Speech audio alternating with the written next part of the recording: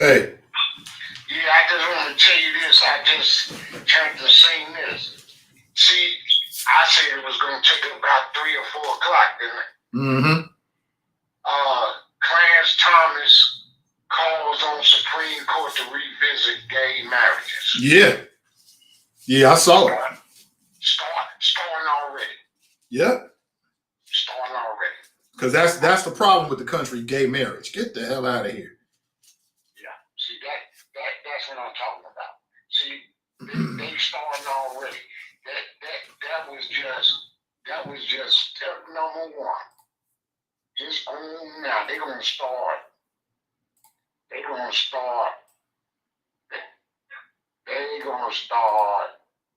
tearing holes in everything right now. And like I told you, the verdict just was handed down today. They ain't sitting around waiting on next week to see what other move they gonna make. All this was already in line. They had some states beyond as soon as Roe.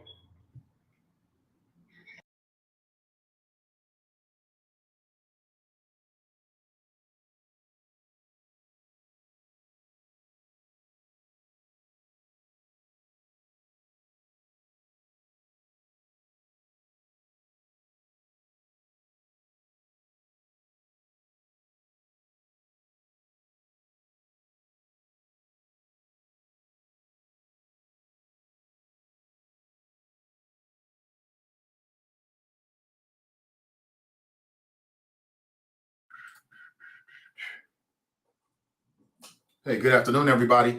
Hey, before we get started here, please take a second to like and in particular share this stream. You know we got to talk about this.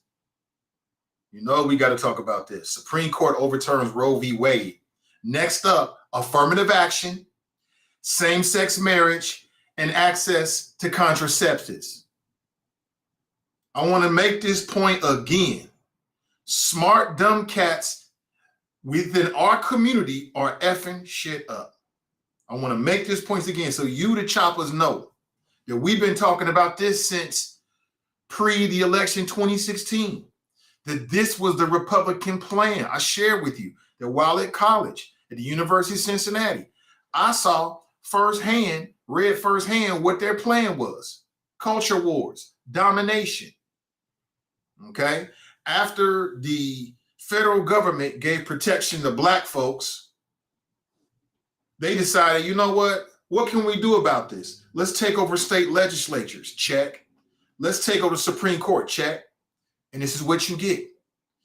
All those people that was running around back in 2016 talking dumb shit about Trump need to be called out today. Oh, he just like Hillary. He was never just like Hillary. I told you. We knew this already.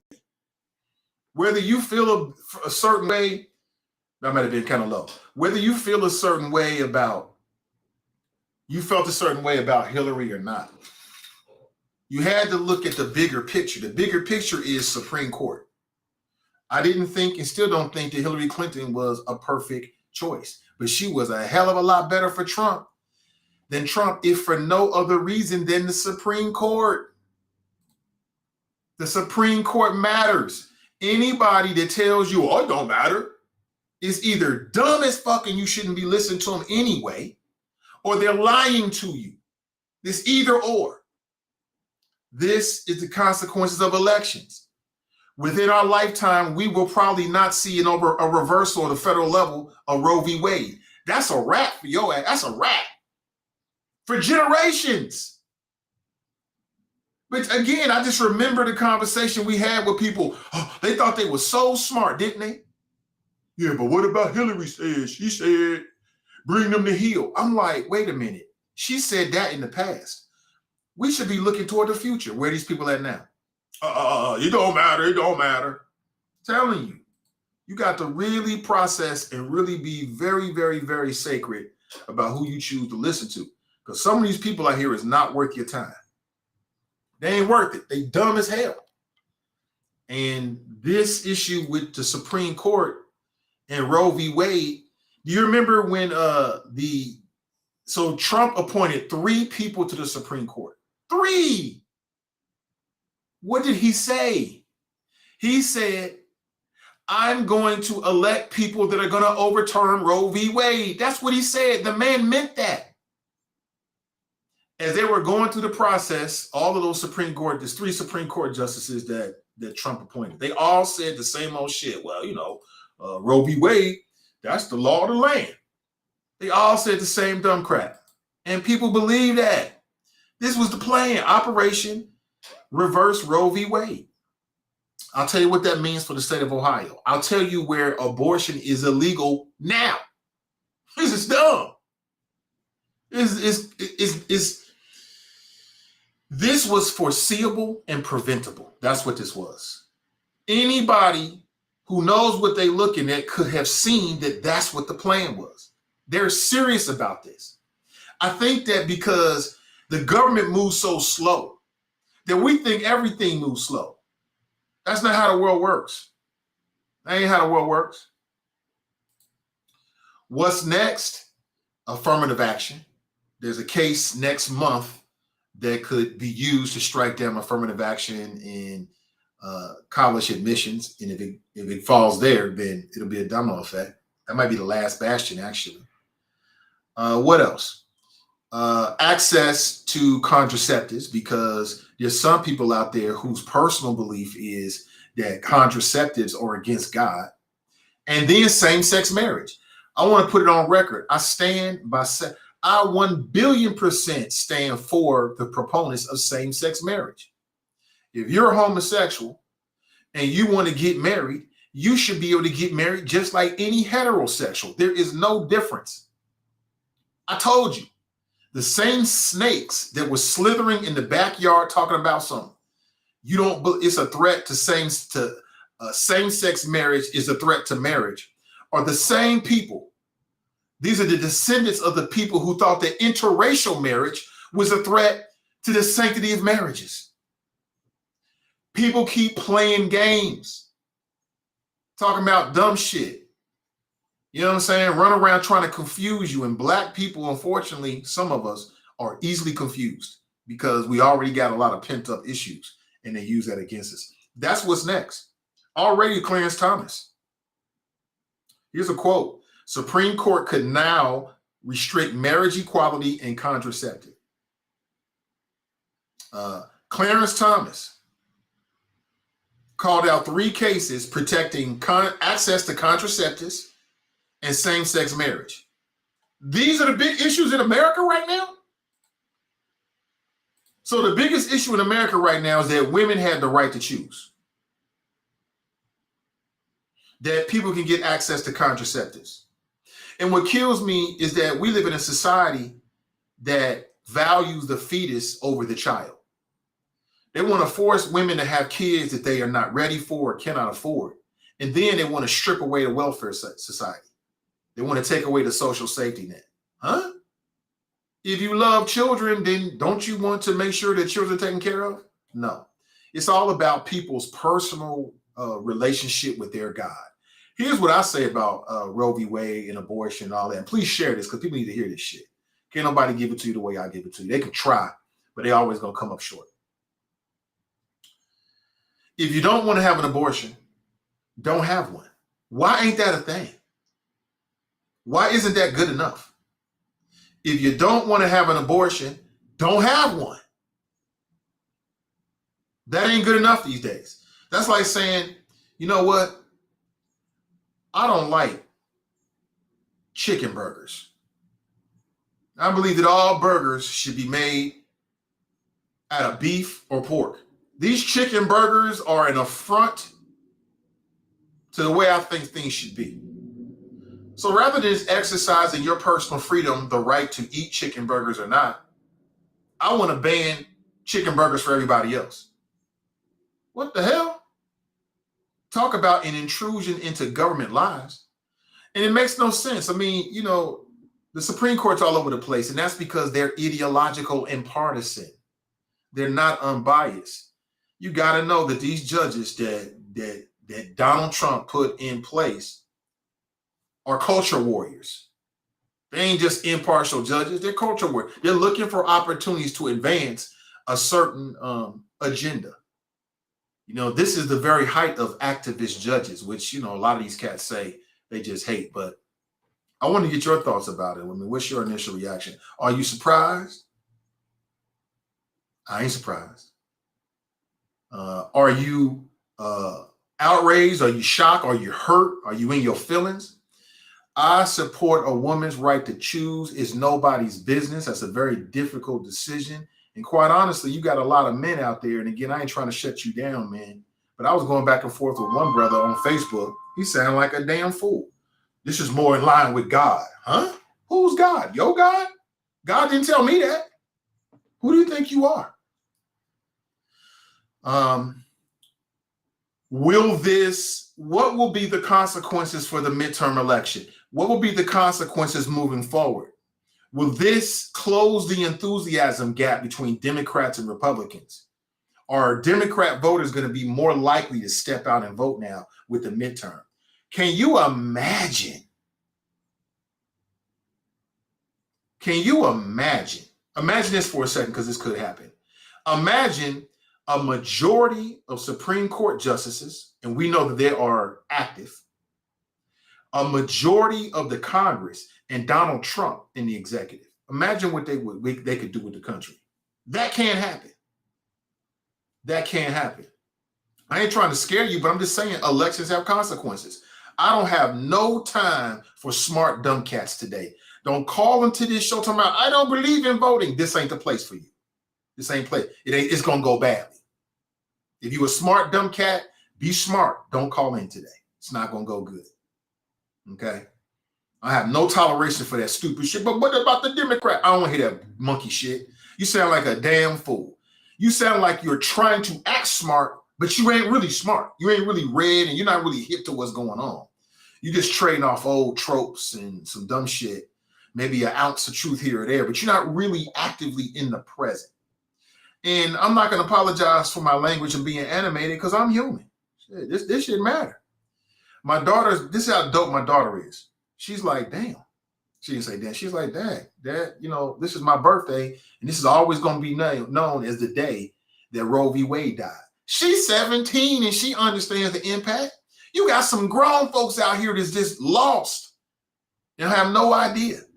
But we shall see. We shall see. Let's go to the phones. Good morning or good afternoon. Welcome to the show. Good afternoon, comrade. I'm back for more. Black Russia, welcome. Yes, thank you. Hey, well, we heard about this a couple months ago, right? So it was coming down the pipe. And I'll just say this. Donald Trump's presidency was worth it. For who? To conservatives. Oh, to conservatives, yeah. I mean, that 4 years, that one term has impacted 50 years of legal precedent. Yeah, it has. So, as I knew it could have. Yeah, and well, that one term yeah, solidified Roe versus Wade being overturned. So forever, Donald Trump, his term, with all the chaos that ensued, and I won't deny there was some chaos going on, but I will say that one term will be remembered for him getting not one, not two, but 3 Supreme Court justices. Yeah. One of which was stolen from Barack Obama. Well, that's sour grapes. It's not stolen. Hey, Mitch McConnell put his whole legacy on the 2016 election. He said, let's wait for the election. So all people had to do was vote Hillary Clinton, and you wouldn't have had this, right? I mean, that's fair to say, right? That's fair to say. Okay. So, like, Donald Trump won, and to the victory goes the spoils. So, like, now, legacies have been submitted today. Mitch McConnell, Donald Trump, but what everybody can say about Donald Trump, he's responsible for this. Yeah, we know. So, hey, when it comes down to it, the history books will remember that. And for me, hey, I say this is a day for Black Lives. Black Lives Matter today to the Supreme Court. What? Black Lives Matter to the Supreme Court today. All those black babies have been aborted. Hey, it's left to the states now. That's a stretch. Abortion is not been outlawed. I want people to understand it. Abortion is now been left to individual states to decide whether it's good for their communities or not.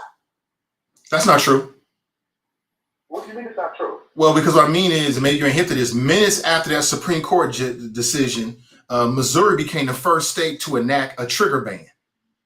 Missouri and Texas were the first two states to swiftly ban abortion in the wake of the ruling. Because, and you notice the way it was set up is these states got out ahead of this. They could see this coming, so they put these trigger laws into place just in case it did get overturned. And so now their state law takes over. So Missouri and Texas were first. It looks like Virginia, Montana, and Tennessee are going to be swiftly after. Kentucky happened today too. So there it is. So what does that mean to the women in those states? Now you got to cross states lines to get an abortion, to get a safe abortion? Stupid. If you really care about women and children, then you allow women to make the decision they want to make for their bodies, period. But the decision has been taken away. They just got to chop a little further. It becomes a little harder. That's it. It hasn't been outlawed. I don't want people to get this that. Abortion is not outlawed by a decision. It's left to the states to decide. So like it's de facto though. I'm sorry? But it's de facto. It's essentially like I said, in Missouri and Texas, everybody knew that once they took away the federal protections of Roe v. Wade, then the states were going to step in. So it's the same effect. Basically, in these states, and Ohio is probably going to be next. I would agree with you. Ohio going to probably be next because right now we just do 6 weeks. The heartbeat bill, I guess, is what we had here. Well, yeah, I mean, coming down the line, it's going to probably be outlawed. You'll probably have to go to New York, California. Yeah. I mean, those folks that live in those states aren't impacted. You know, so for me, hey, Black Lives Matter, right? I mean, hey, a lot of black babies are going to be born that would have been aborted before the Supreme Court. So for me, hey. Yeah, but life don't start. I can't let you get away with that, brother, because it sounds like you're trying to mix some shit. Yeah. To say you love Black lives and Black Lives Matter doesn't end with the day they born. If you really care about Black lives and you really care about Black babies, that means enhancing the quality of life for the child throughout his life, throughout his Black life. So don't try to throw that shit in here like this is some Black Lives Matter bullshit, because it's not. Don't do that. They gotta be born first for that to happen. Yeah, but it's a lot of kids that's born and abused and forgotten and treated like trash. Did their life matter? No. So kill them? It's not killing them. That's your viewpoint. That's terminating, that's ending a pregnancy. That's not the same as killing anybody. That's not murder. Murder is a legal definition. That's not murder. That's terminating a pregnancy. It's two different things. Okay. All right, we'll agree to disagree. But that's cool. I just want to get my take on it. Hey, this is what people bargained for when they put Trump in there. They knew the Supreme Court was on the line. Yeah, but I didn't vote for Trump. You did. I didn't want this shit. Right. You right. But hey, on the social issues, that particular vote in 2016 made all the difference in the world. So all the folks that was out there, you know, it made the biggest difference in a half-century legal precedent. So folks who shut it out, I mean, I thought about shutting it out, but I was like, nah, fuck it, I'm gonna vote for Trump. Did you know that? So Missouri is one of the states that initially, you know, it's outlawed, right? Because they own state laws. Yeah. In Missouri, their abortion ban has no exceptions for rape or incest. So if a woman gets raped in Missouri, state lawmakers want you to carry your rapist baby to term. Well, I think that's fucked up. Thank goodness that, hey, you know, some people don't live in Missouri. So, I mean, that's Missouri law. So, like, hey, the voters got to go down there and activate. That's all that says. It comes down to voter participation. Like you said, you don't want no smart dumb cats calling in and talking about voting, no matter. I agree with you on that, 100%. Everybody should get out here to vote. Because if you want certain issues to be put before your state legislators and your governors, you got to vote for that. Absolutely. I mean, that's just the reality of it. So if people don't vote, you know, if you don't like this decision, hey, you didn't vote for Hillary Clinton, that's on you. That's whoever didn't want to vote for Hillary Clinton who set it out. You know, I'll be first. I found out 2000. I didn't care for Bush or Gore. You know, so I mean, I'm sitting out presidential elections before. I only got out one. That was the only one I got out. I was 19. Got that one out. But I know when you sit down, you know, hey, then all of a sudden you got the Iraq War. You know, that's the reality. Like I sat it out, and a lot of people sat it out, and we got a war in Iraq for a decade. So for people who sit it out, I mean, when stuff happens, you would agree with this. They shouldn't complain at all, right? They got less room to complain. At least Okay. I'm less tolerant to listen to what they have to say. I put it that way. If they didn't vote at all, I'm less tolerant to hear what they got to say. I mean, people still pay taxes, so they still got a right to be heard. Yeah. Right. I mean, but you heard when you go to the poll. I mean, that's your ultimate voice. So I mean, I agree with you on that too. Like, you pay taxes, so you got someone to say something, but like, you won't give it a lot of air. I ain't good, right. I'm not gonna give a lot of air, right? Right. So we agree on that. So I'll let you go on that. I did go to the trial this morning. I left at 11 o'clock, man. If this was a boxing match, PG works for the federal government, and I'm the referee, I'd have stopped the fight. PG's in there getting beat up. Oh, really? They're still showing videos. They're still showing video and audio, bro. This is day 2 of that. They have more video. There's more audio that wasn't even released to the public. Really? So, like what? Let me get my notes. So I want to make sure I'm accurate, because I've been writing in there. And I'm not sure if I'm even going back, bro. I think at this juncture in the trial, you know, PG's not going to have any fact witnesses. All he's going to do is have character witnesses, on my understanding. So he's not even disputing the facts. Let me see here what I wrote down today. Give me one moment, Conrad. I'll wait. I mean, yeah. Basically, for today, it was more audio recordings. So it picked up today where they talked about one call on June 25th that they couldn't bring in because the call dropped. So it was partially recorded. So they didn't introduce that. But then the next day was the vote on June 26th when they actually transferred the property. Like I told you before, everybody was unanimous on that. And guess who wasn't there? I thought this was really interesting. John Crowley wasn't even there for the meeting. Slimming had to run a meeting as the vice mayor. So I just thought that was kind of eye-popping that John Crowley wasn't even there for the vote. As if he had advance notification? Yeah, I gotta say, if I was just in the middle, I would kind of think that. I mean, I've heard that through the grapevine that John Cranley, former mayor, was somehow involved with the feds. That's I've talked about that many times before. That was the rumor. I've heard that in several spaces. So I don't know if it's true or not. I don't know either. But I found it awfully interesting that, you know, the mayor wasn't there for that particular day. I don't know if he was absent or he stepped out for a minute. I think he was totally absent. But then after the vote, so PG takes the vote along with everybody else, right? So then he goes to July 8th, and there's more audio, more video. So he goes back and has dinner again with these undercover agents, and he's asking their thoughts on the development agreement that got passed. Then the next meeting, now he's talking about, this is a quote from PG. He said, now that this partnership is in place. So he's claiming to have a partnership with these guys at that point in time. And on that same day, there's a third undercover agent that's introduced to PG as an investor of the sports book that they wanted to bring here too. Right. Okay. So then it goes on to August. Like this was going month by month, bro, checking things off. So then Bob and PG, the undercover agent, this guy is talking to PG about Chinadu Ndukwe and Laura Gruner meeting, and how Laura Gruner from the port changed the terms and conditions for Chinadu Ndukwe to do the deal at 435. Like all of a sudden they wanted $350,000 up front from Chinadu Ndukwe, and they wanted him to sign a 99-year lease for that property. And so PG, the undercover agents, apologized for calling PG, and PG says this quote, "I'm here for you.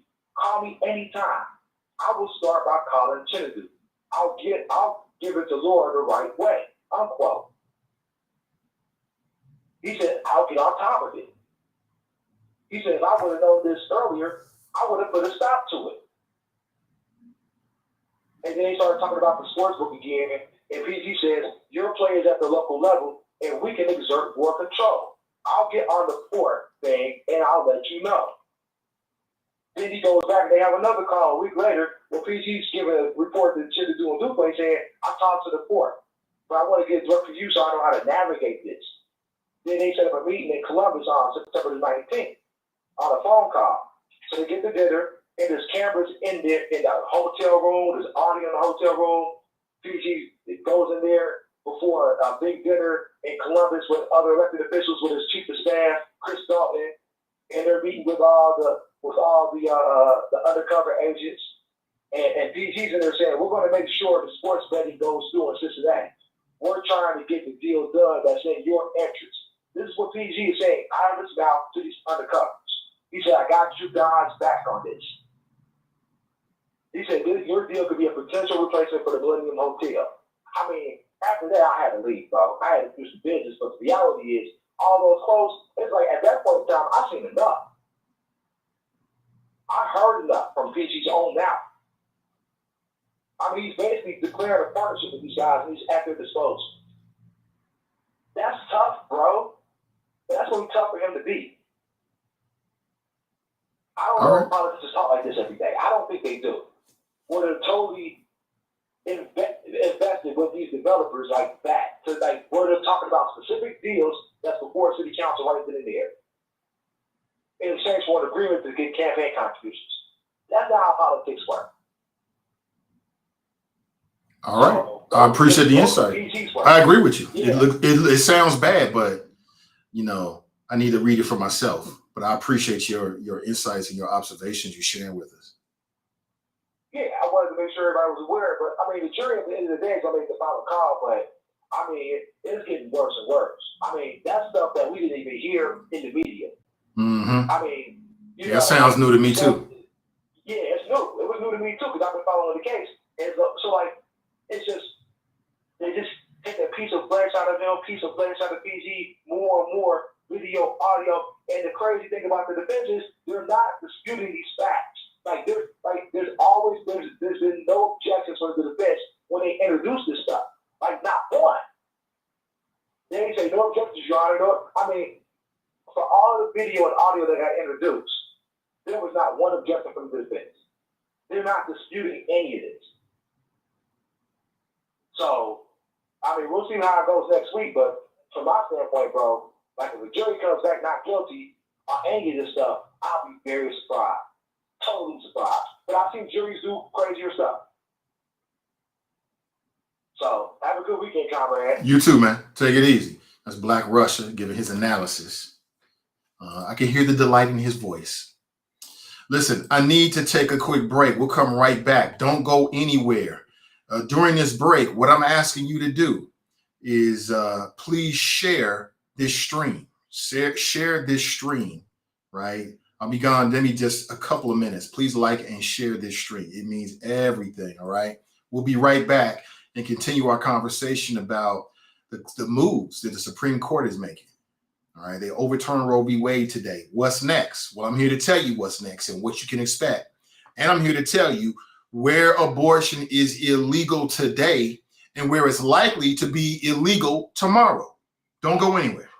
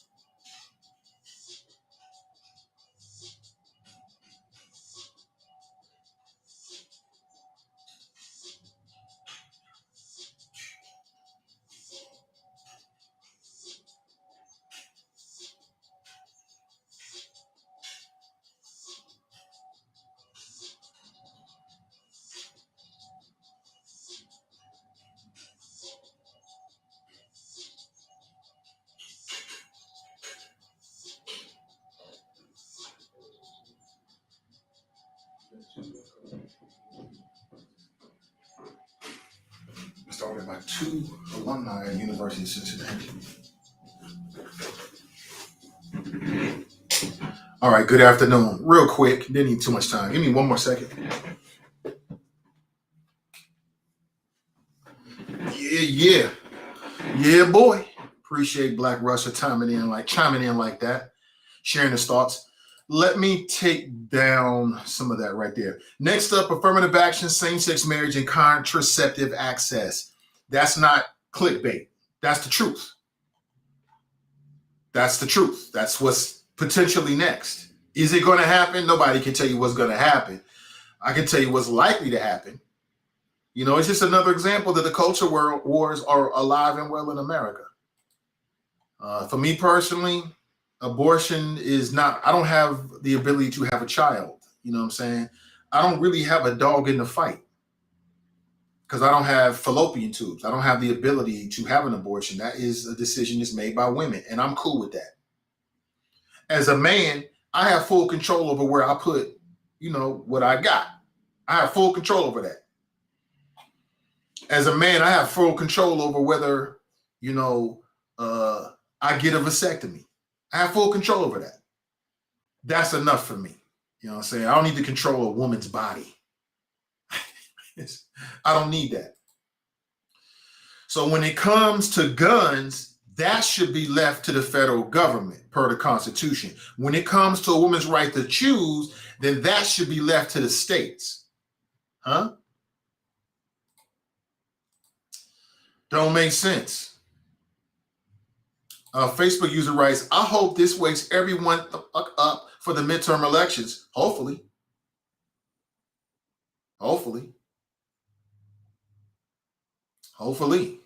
We shall see. Aaliyah writes, please, Black Russia, wake up. No, I appreciate his analysis. I mean, it is what it is. We know we bias, but it doesn't mean he's got to be wrong. That's his viewpoint. We talked with Steve Gooden this morning, and he said something very similar. He said that in his opinion, there's a flaw in the PG Sittenfeld defense. He said that what they're trying to do is get PG off completely as if he's squeaky clean, rather than focusing on whether it was legal or illegal. He said that he thinks that's an error. I don't know. We'll find out. Good morning to you. Good afternoon to you. I'm so used to saying, condition myself to say good morning. Gina writes, without birth control, my daughter will bleed to death. She has von Willebrand's disease. Brenda writes, well, the majority of abortions, as I understand it, are as a result of abortion pills. I don't have a problem with abortion pills. I have no problem with it whatsoever. You know, even though you might look at it and say, oh, you're killing something. That's between an individual and their God. That's between an individual and their God, period. You know, that's not up for me to decide. And that's why all these Christians who love Bible, they love the Bible, the God is so powerful. Well, don't you think God is powerful enough to make a decision about this? You're going to have some people in church on Sunday saying Hail Marys and thank you, Jesus, for something. And some of these people don't even have sex. You got people out there that's way past their sexual prime. They're not even having sex, talking about other people having sex. You got men and women out there that cannot biologically have children anymore, running around trying to tell people who can biologically have children, who are viable in that way, what to do with their bodies. I think it's hypocritical. And I think it's a slap in the face for women across the country. Basically, the Supreme Court is saying that we can't trust you to choose. So we're going to trust the state legislatures to make their decision. I mean, it's just all legal maneuverings to come to a conclusion. And it is what it is. What's next? I'll say it again. Affirmative action. Affirmative action is next for the chopping block. That's what's next.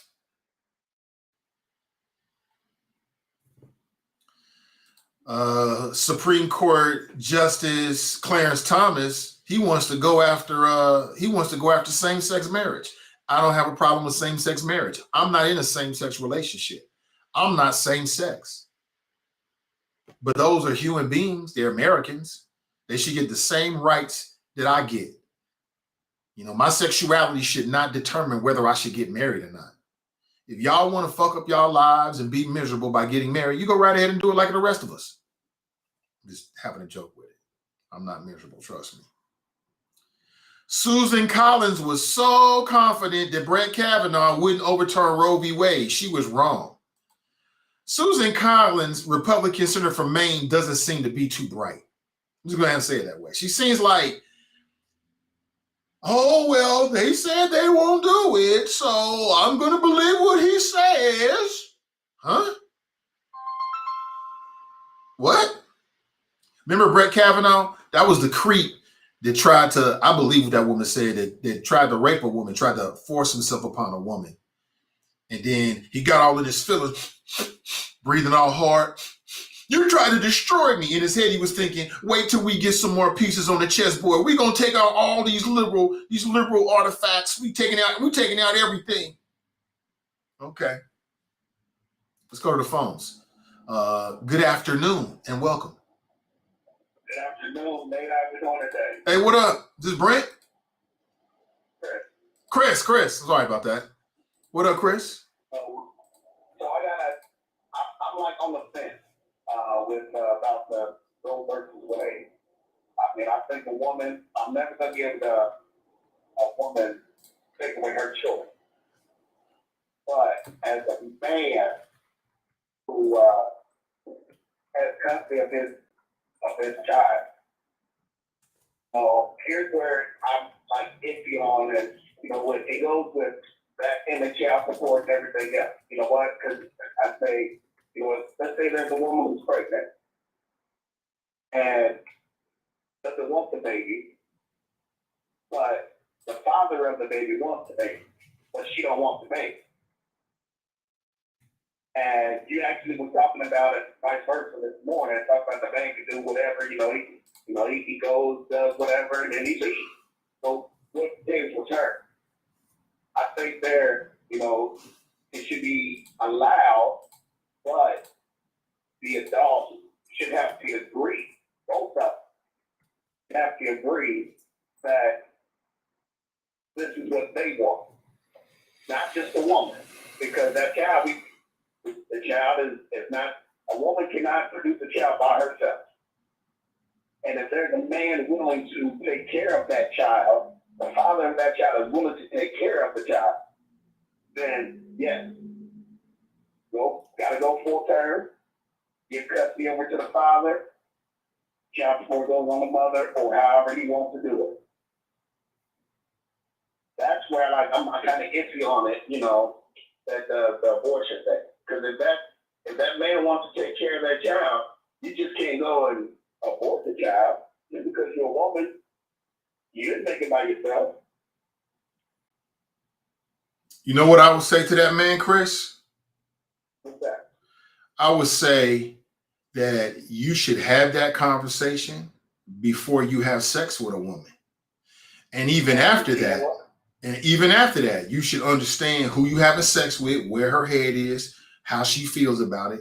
But what you got to understand is the moment you decide you penetrating, you lose some control. Right. But so we always have, we know that. I mean, they would say that, when we were in high school and health class. Right. That same thing. But yet still, we're still on that same page of, it's the woman's choice. And that's why I'm like, it's iffy. It's going to cause for people to be upset. But it's okay for us to, bash a man for not being there for the child. But if there was a man willing to take care of the child, but, it's the woman's choice for him to have that choice. Yeah. When they made the choice together. Yeah, but when you for a man to have that choice, come on, no. Yeah, but it's like, but Chris, it's like gravity. some things are the way they are. So if you make the choice to step off the side of a building, you can't choose as to whether gravity is going to pull on you or not. And if you make the decision that you're going to take that plunge into a woman, especially if you ain't wrapped up, you haven't had a vasectomy, you can't control what happens after that. That's just what it is. It is what it is. You can't jump off a building and say, you know what, I don't want to do this. I'm sure that's happened before, but your ass hitting the ground one way or the other. Right. So then a woman should have the choice to, if the father's not there, knows he's not going to be there, and I'm going to go ahead and make you take care of your child. But as a man who helps, I can't make you deliver my child because you don't want to. Because it's not your body. It's not your body, Chris. That's her body. Everything ain't fair in this world. But wait a minute. As we sit here talking, that's his child. But it's her body, right? It's her body first and foremost. And that's just the way it is. The world ain't fair. That's just the way it is. Women have the burden of periods. They have the burden of menstrual issues. As they get older, they go through menopause. That's a burden. Well, the other side of that is they get the right to choose to do what they want to do. So you can get with a woman before you have sex and she tell you, well, I don't believe in abortion. She get pregnant, she can change her mind. Oh, well, it is what it is. Be more careful about who you sleeping with and who you having sex with and who you dropping sperm in. Men have more control than they give themselves. And that's why I say I'm torn on it. I understand. I mean, I keep on top. I see what you're saying, but I'm just a little bit on my opinion. Like, I hear you. Like you say, it's gravity. Like you gave that perfect example. It was a choice you made. But if we're at this point, we're already telling them. We're already telling women what they can and cannot do with their own body. I mean, well, why can't we just take it just a snap right? Like, look, well, you can have one, but the seed maker gotta have a say so also. I don't believe in that. If a woman says she don't want to carry the child to term, then she shouldn't be forced to. What I do believe in is the ability for a man to relinquish his parental rights for life. I believe in that. So if you're saying you want to be able to step away, I think you should be able to sign a piece of paper and you can step away legally. And I think it has to be done within a short amount of a finite time period after conception. You know, you can't be 9 months into it talking about, you know what, I don't want to be the father. You can't do that. But I believe there's a window there. But in terms of telling a woman you're gonna have this baby because he wants it, you gave that up, bro. Just like when you jump off that, you take that step off the ledge, you gave up deciding whether you're gonna fall or not. You gave that up, and you can't turn back. It's the same thing. Once you took that plunge, you was feeling good when you was up in there. You was the man. You the man, right? Well, the consequence of that is now the ball's in her court, and you got to roll with it. And it's just what it is. What it is. I agree with. I can agree with that. I can agree with that one. That what you just said, 100%. But where I disagree, like the point I had is, if it was an option like that, then the guy or the woman cannot say, "Oh, we have society," or could not. You know what? He a deadbeat. Well, she made the choice. They came up with together. He had that option. Oh. And I can. Well, you would be a deadbeat. You would be a deadbeat because now it's not just between you and her; it's between you, her, and your child. So it's not just about you and her no more. Now you got a child here that you biologically fathered. You was all up in it, smiling and grinning, hitting that nut. It was all good then. Then when the baby get here, you want to be sour grapes. Somebody you don't be a father. Don't work that way. That would be a deadbeat because now you're responsible to the child. It has nothing to do with her. Now you got a little girl, a little boy that need Pampers, needs milk, needs food and French fries and birthdays and all that kind of shit. It is what it is. I would tell men, be more careful about who you sticking it with, who you sleeping with. Think before. Stop thinking with you know what? Your stick. Make better choices. And then once you take that plunge, literally and figuratively, ain't no coming back. You got to deal with the consequences all the way out. I feel you 100%. By the way, you on the air? Aren't you supposed to be doing this up in your car and sweep down parking lot? Oh man, you know what? I had to free myself, bro. Ooh, believe me, there's a bunch of nervous energy in front of me, and it's like he'll be home at 6, and I'm looking at the clock, and I haven't received any phone calls, any strange phone calls to my cell phone. I'm gonna be jumping at it, like, oh my God, is this CRC? But he and his mother and I are in this together. Wherever she is, she feel the same way. we just gonna pray and hope the best. He's a smart kid. He's been taught well. I believe in him. He's just so young. When he get a little bit older, I won't even be thinking about that. Not those kind of things. Hey, I was the same way with my daughter. I would, it's for I was going to school and sitting outside the classroom just listening in on what's going on in the classroom after the acting. Yeah. I did that all the way up to 3rd grade. Did you? In school. Oh man, listen, Dad. I understand, man. I ain't gotten that far, but I have been around, and she didn't know it. You know what I'm saying? Just kind of close. Yeah, you could say, you sit down at dinner like I was school. Right. And, well, what was this all about? Dan, how do you know? Right, because I was there. Hey, Chris, I appreciate the call, man. Thank you for the call. Thank you. Have a great day today. You too, man. Again, we can always agree to disagree. Always. I ain't always right. Facebook is restricting my views. Help me break the algorithm by sharing this stream. There's no doubt about it. Restricting my views. Like, Facebook picks winners and losers. I used to think that when you went live, that everybody saw your shit. That ain't true. I mean, the other thing is, I got 5,000 people I'm telling you this first. I got that 5,000 people on my personal page. I got some people that just hanging around. I'm like, why is you here if you're not into my content? You know what I'm saying? If you're not into my content and what I'm doing, then why are we Facebook friends? I don't get it. So I'm going to be going through that, and I just got to make some room. You know what I'm saying? I got a lot of folks that are following that might want to be more active if they're my friend. No, not you folks, obviously, but got to make some changes. I just don't get it. Like, why are you hanging around to see what I'm doing if you're not really pressing that play button to support what I'm doing? I ain't got time for it. I love you, but I can use that space a little bit better. Good morning to you. Brenda writes, hello, Nate. Good morning. Good afternoon to you. There I go.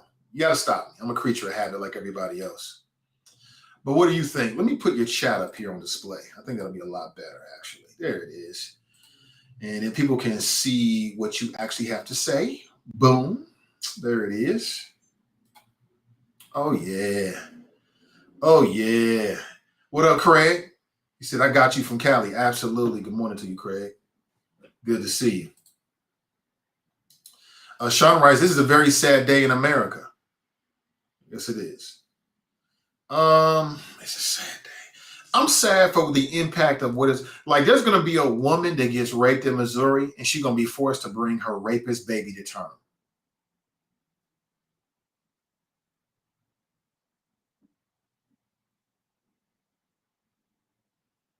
How is that right? There was a Republican congresswoman. She said, well, that's an opportunity for you to show love. Like, that's what she said, from Ohio. If you get raped, women, you bringing your rapist baby to term is an opportunity for you to show humanity. Meanwhile, these mofos in Congress trying to eviscerate the social safety net. It doesn't make any sense. Rachel's on the right path. She writes, if this decision doesn't motivate you to vote in your local elections, I don't know what will. I'm already motivated. I'm never missing an election. Even when it's a choice between two evils, I've always been able to find some issues that I can hang my vote on. I'll go back to what started this. I will say this, Black Russia said some shit. He was on point. when he said that the election of Donald Trump had lifelong significance, I told you so. I told you. Don't let that man get in office. Once he gets in office, it's a wrap. And people thought he was a game. Donald Trump, we call him a clown and all that kind of stuff only because he do cartoon type shit. But that man ain't playing. The impact that he's had on our government, think about this. It's revolutionary in some ways. The impact he's had on elements, the courts, the impact that Donald Trump is going to have on the courts will be reverberating long after everybody on this stream is dead.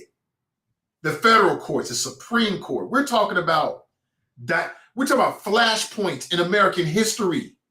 This is historic. Historic. I mean, many people weren't even born when Roe v. Wade's protection went in place.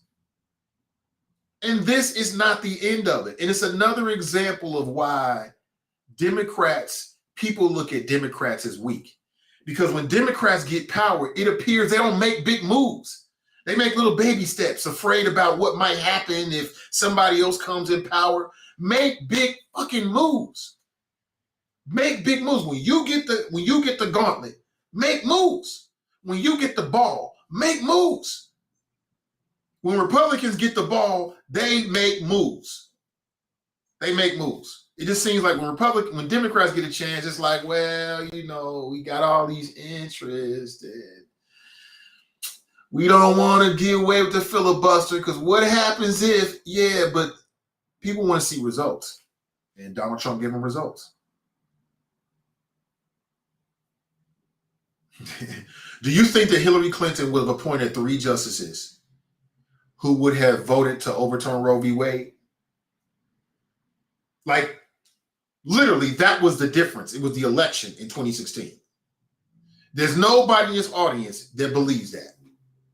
And how many other issues that impact our communities are these Supreme Court justices going to weigh in on? Because everything goes, a lot of shit that has huge societal significance goes to the court. We shall see. We shall see. Mike Jones writes, the end of Black genocide. Greatest day in American history. Really, Mike Jones? Really? Okay. I loved it, brother. Please call me. Please call me. Please call me. Please call me, bro. 513-873-7134. Greatest day in American history? Come on, bro.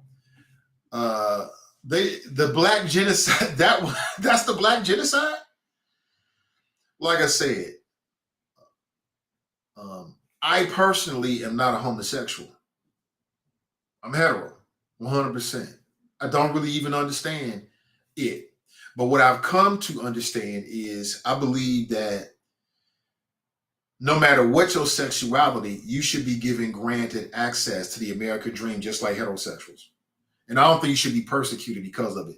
My religious views to the side, that's separate. Same thing with abortion. How I feel personally about it in the grander scheme of the universe and God's plan is secondary to my fellow female American citizens and them having access to these procedures or any procedure that's for the best of their health.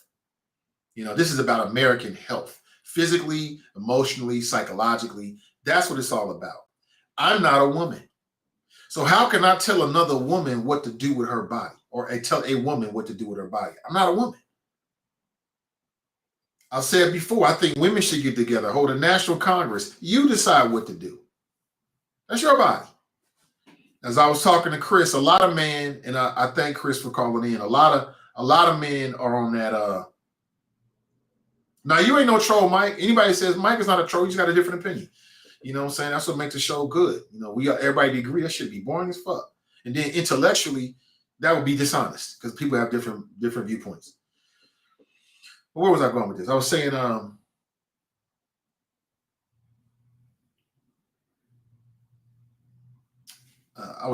trying to collect my thoughts. I was saying, that I feel like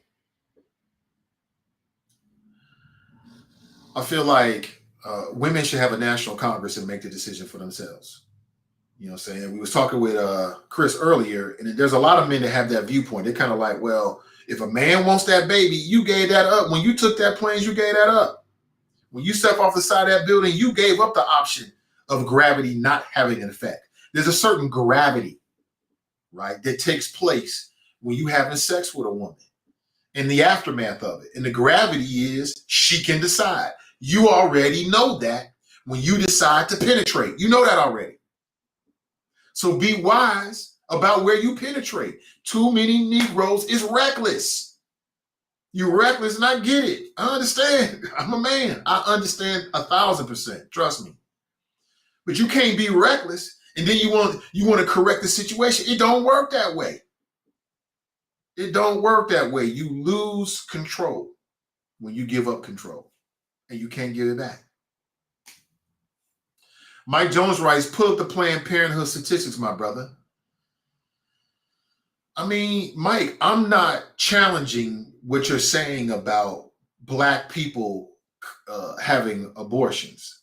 I don't think that's what's top of mind in the Supreme Court. They're thinking about white people having abortions. Like, what's really fueling that whole anti-abortion thing is two mindsets. One, the religious mindset. People think that they're emissaries of God, and God talks to them, and whatever God tells them, we should all live by. But then secondly, it's fear of a Black planet. The vast majority of people having abortions are not Black. It's just a numbers game. But in Missouri today, it's illegal for a woman to have an abortion, even if she's raped. How is that a great thing? How is that a great thing when your great-great-grandmother was forced to carry her rapist baby to term? I mean, come on now. We got to be smart about this. You know what I'm saying? That shit ain't make no sense. So it's a great thing to force a woman to bring a baby to term that she don't want because she was raped or through incest. Like in Missouri, their anti-abortion law is extreme.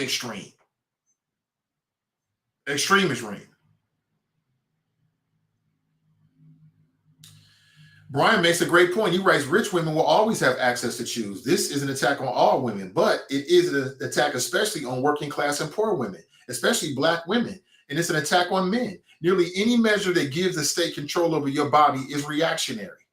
He makes an interesting point because wealthy people, shit, traveling, that ain't nothing for them. Oh, shit, it's illegal in my state? Cool, we'll hop on a plane. We'll hop on daddy's private plane, mommy's private plane. No problem for them. So there's some classism involved here as well. Again, if you don't believe in abortion, then don't have an abortion. Right now, I'm plant-based. I don't really fuck with chicken. I'm not trying to ban chicken for you. I just don't eat it. You enjoy it. If you don't believe in abortion, then don't have an abortion. But why do you care about what I'm doing in my house? So me and my lady, we have an abortion. That's none of your gosh darn business. If you and your lady have an abortion in your house across the street, down the way, at the beginning of the cul-de-sac, how does that impact my life? It don't. It don't matter. It don't impact my life whatsoever. That's you and your God. That's you and your feelings, and you got to sleep good at night. I don't even know. They have no impact whatsoever. None. Let's go back to the phones. Good afternoon and welcome.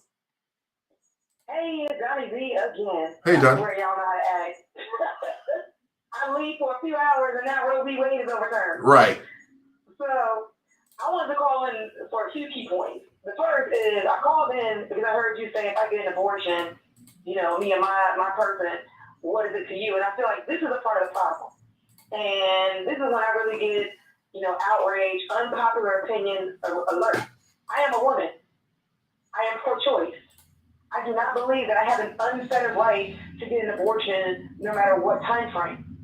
I feel like, the whole concept of an abortion, it was supposed to be a procedure that you could get done when you didn't want to be pregnant at a stage when there was no viability. Meaning the baby couldn't live outside the womb. The baby was basically just an egg that met sperm but wasn't developed yet.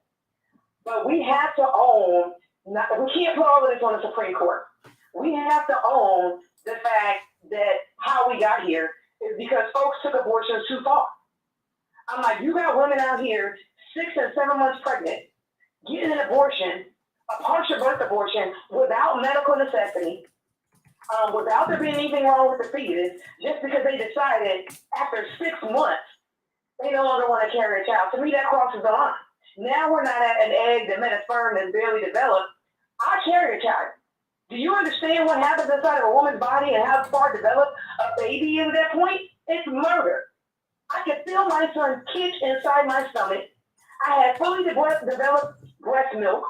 My son had a heart, lungs, legs, eyes, skin, you name it. It's no longer just a dot. So for me, I'm like, no, I'm a woman. But we need to keep it real, ladies, and stop saying, oh my God, it's reproductive health. Because we know all women aren't at the abortion clinic because they got a medical necessity issue. Some women got pregnant for whatever reason, be it money, be it they're not with the dude, they're not ready to be a mother, or whatever it is, they decided they didn't want to have a baby. For me, I'm like, you know what? I'm pro-choice, no problem when you make that choice early. But we got here because liberals took abortions too far, and people was damn near full term at the abortion clinic, where the doctor literally sucks out the baby with a vacuum through your vaginal canal and then sticks some shit in the live fetus's head to kill it. That's beyond, the man and woman just made a decision they didn't want to be parents. I'm like, where is your moral compass? There has to come a point where we say, you know what, there is a limit to the bullshit. And so for me, I think if you got rape or incest, you want to get an abortion, no problem. As a woman, you want to make the choice early in the pregnancy that for whatever reason you don't want to have a baby, no problem. But for the chick that finds herself 6 months pregnant with no medical issues, you're not the product of rape or incest, and you finally made up your mind that you don't want to be a parent, screw you, boo. It's murder now. I said what I said. And had we not took it that far, they wouldn't have took it this far today. Unpopular opinion, but I'm like, we took it too far. We didn't compromise. And I believe you shouldn't have an unfettered right to an abortion. There should be a limit on the shit. Rape, incest, medical necessity for the woman or the child, do what you gotta do. I just don't want to be a parent because of economic conditions, or relationship issues and all that other stuff. Decide earlier. And I think that's reasonable. But because pro-lifers and pro-choicers don't want to compromise, now here we are. And elections have consequences. So the other thing that pisses me off is the fake outrage that I see from everybody. Like, oh my God, I'm so upset with the Supreme Court. No, you're not. Because y'all the same ones that if I said let's rally to the Ohio legislature and try to make sure that abortions aren't banned in Ohio, it will be me and the same 10 people that it always is to rally for the shit that y'all claim y'all want. So I'm like, Facebook outrage is not advocacy. Protesting outside the U.S. Supreme Court after the decision has been made, when you should have been voting so that Trump wouldn't be in office to appoint the 3 U.S. Supreme Court justices that helped get us to this decision, that's where I'm at. So I'm like, what are you going to do? Are you going to talk mess on Facebook? Or are you actually going to advocate, lobby, and vote to prevent abortion from being banned completely? And are you going to own the fact that liberals took abortion too far and said that women had an unfettered right to get an abortion? And I'm a woman, I'm like, no, we don't. At some point, your motherly instinct's got to keep kicking. And I question any woman that can feel a baby kick inside of them, heartbeat, and everything that happens at 22 weeks, 23 weeks, 24 weeks, 28 weeks, and still go through the procedure when it's not medical necessity, it's not rape or incest, and there ain't nothing wrong with the kid. I'm sorry. I got a moral compass, and I got to draw a line somewhere. That's me. I had to get it out. Unpopular or not, you know me, I said what I said. No, I appreciate it. I appreciate it because, there's some things I take exception with, but there's something that you said that I think is really important to bring to the conversation. And that's clarifying the legal limits of abortion, because I haven't done that. And I think that's a very important part of the conversation. So I agree with you. I think that there is a time frame within the cycle of a pregnancy in which it's wrong to get an abortion. But as I understand it, let's say the state of Ohio and other states, they already have those limits in place. So like in Ohio, you can't. Not all states have that. But in Ohio, you can't wait Not 6 all months. states have it. But in Ohio, you can't wait 6 months to have an abortion. I think it's 22 weeks from what I'm reading. Now, not all states have it, but the majority of states have that. A lot of states, some say 15, some say 20. Right. Some say, but in Ohio, 22 weeks and 24 weeks, there's no difference. What a baby can do, and this is my thing, people need to be honest. And we need to do a step-by-step, play-by-play of everything that happens during pregnancy and when. And some of the women that I see on the feed, and some of the men, people talking about abortion, will shut the hell up. But I'm a woman that carried a child. I know what that feels like at 22 weeks. If Right. I don't have rape, incest, or a medical necessity, I need to go to jail for murder. Are you kidding me? Okay, so let me me. find out. Okay, so you're saying, so what is your viewpoint? Do you think that it should be legal? Well, let's take Ohio. Should it be legal in Ohio to have abortion up to 20 weeks? Are you okay with that? I don't think so unless it's medical necessity for the mother. A problem with the kid where you know that the kid is not gonna be able to live. Like there's certain conditions that only come up that you can detect at like the 25th week of pregnancy that let you realize that the baby is not going to survive. Okay. And then I feel like rape and incest. Aside from that, you need to decide early. So what's early? That's what I'm trying to determine. In your opinion, what's early? Is it 10 weeks? Is it 15 8 weeks? I'm conservative. 6 to 8 weeks. After that, the shit gets real. See, that's another debate. We took it too far. Yeah, that's another debate. So now it's not that you're against abortion. It's just that you feel like the fetus is viable earlier. And so you shouldn't be able to wait 20, 25 weeks. And I heard people saying about partial birth abortion. To me, that's a thing of the past. Ain't nobody in Ohio having no abortion in 6 months. It's illegal. They're having it at 5 months and 3 weeks, Nate. Same shit. Is that what 22 weeks is? Yeah. 26 months is 24 weeks. 22 weeks is 5 months and 2 weeks. Get out of here. You're showing at that point. The breast milk is in at that point. The heart and lungs are there at that point. Your baby can see and hear at that point. I went to get my first ultrasound for my son when I was 20 weeks. When they showed me my son was in my womb flipping, and when the nurse said, all right, the ultrasound is over, I said, goodbye, David, and my son waved to me in the womb. How dare I go to the abortion clinic talking about I got an unfettered right to get an abortion when my son was inside my womb waving and flipping and alive. He could see me. Are you kidding me? Mm-hmm. But that's the shit we don't want to talk about. We want to be like, it's reproductive health. How is that reproductive health? I was 100% healthy. It's only reproductive health if there's a medical necessity triggering the need for an abortion. Right, but now it goes back. 6 months. But now it goes back to my earlier point. So you feel that way about 20, 25 weeks. Then don't do it. But how are you going to tell somebody else what they going to do with their body? How is that fair? Okay, we do it all the time. So that's my thing. I'm like, knock it off. We tell people you can't kill nobody. That's different. I'm like, I don't understand the difference. That's different. You can't drink until you, hold on. We tell people you can't drink till you're 21. You can't smoke till you're 18. So I'm like, so where is this fake ass concept that we don't ever tell anybody what they can do with their own body? Yeah, but we not outright banning drinking because some people don't like drinking. Like in Missouri, they outright banning it across the board. Incest, rape, across the board. I don't advocate for 100% ban on abortions. I agree with you. There's a point where a woman should have the right to choose. But I feel like there's a point where it crosses over from the woman's right to choose to looking at the life that you're carrying inside of you. This isn't, I want to eat oranges versus you like grapes. Being pregnant is a unique circumstance where women, we carry a life. It's not a purse. It's not, I like Gucci, you like Prada. We need to knock that off because it's that type of, blanket trivialization of an abortion that got us here. Because there are people on the other side of the aisle that are like, wait a minute. There comes a point where it crosses the line from women's issues to kid and murder issues, and the liberals didn't want to recognize it. So because you didn't want to recognize it, and you didn't want to curtail or put any limits on abortion at all, now you ain't got none. I don't believe So that. now you want to be like, oh my God, I'm crying. Well, why did you compromise? I don't believe that. It's simple. To me, it's not hard. I think the people, the forces behind this are strict conservatives, and they're against abortion completely across the board. 6 weeks, 20 That's weeks. not true. I think that's what's really pushing this. That's what I think. I think it's just the extreme part of the Republican conservative movement that's really pushing this. That's what I think. But let's say it is true.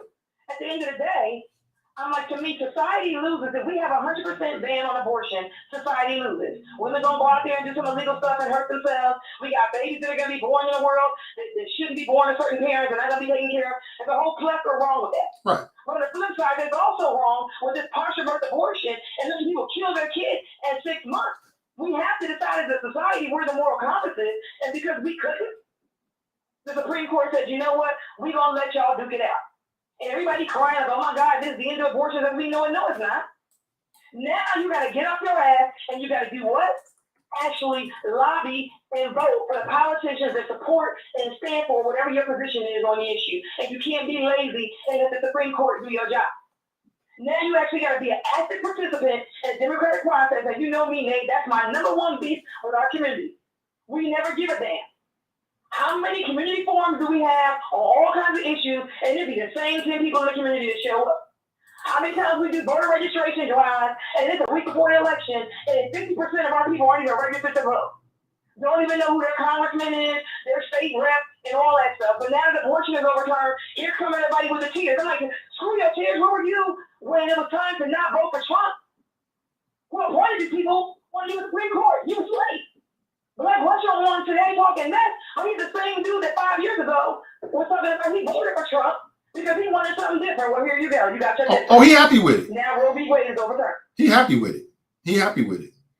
But I hear what you're saying. I still stand by a woman's right to choose. And if Is there a limit? I want to ask you. Do you feel yeah, like I do think there's a limit. choice? I think there's a limit. I think there's a stage in the development of a fetus where it's gone so far that it would be wrong to allow an abortion. And for you, what's that age?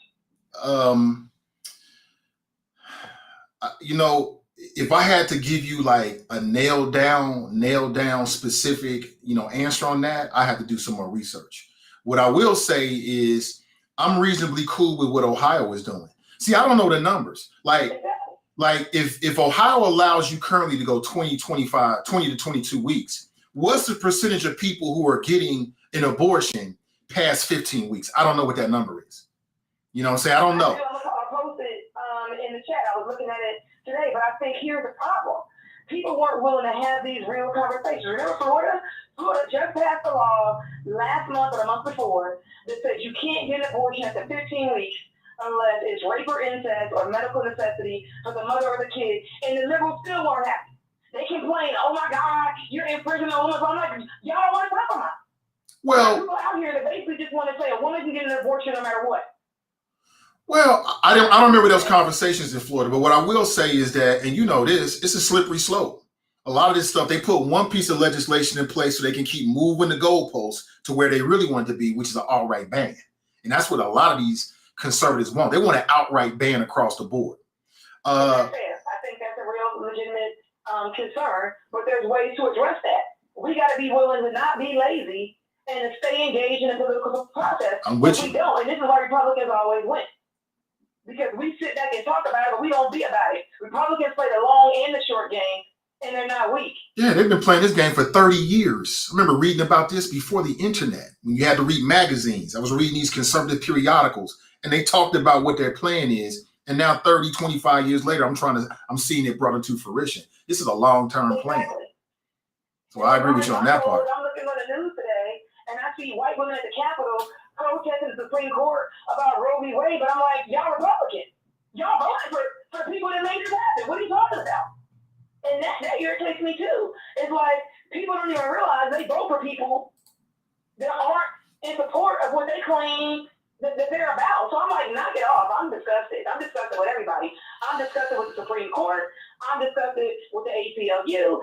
I'm disgusted with the pro-lifers and the pro-choice. I'm like, this is now a clusterfuck that we created because we couldn't sit down and compromise and come up with something that was reasonable, and both sides pushed the envelope. I don't know if I think that's fair or not. I don't think that's You fair. don't think that's fair? No, I don't think both sides push the envelope. I don't believe that.